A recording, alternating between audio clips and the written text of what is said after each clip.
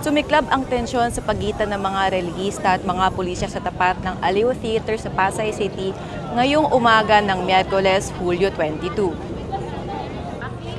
Ito ay kaugnay ng pagdating ni U.S. Secretary of State Marco Rubio para sa 59th ASEAN Foreign Ministers Meeting. Sigaw ng mga relihista ay ang pananagutan ni Rubio sa patuloy na agresyon ng Estados Unidos sa kasalukuyang giyera sa Middle East.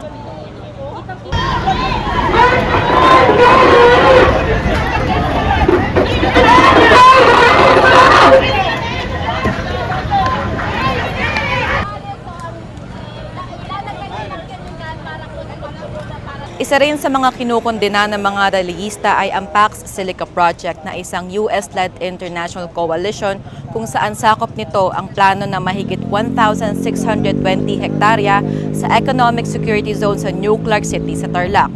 Gayon din ang pakikipagtulungan at pakikipag-ugnayan ng Administrasyong Marcos sa bansang Amerika na maaaring makapagdulot ng patuloy na panganib sa Pilipinas.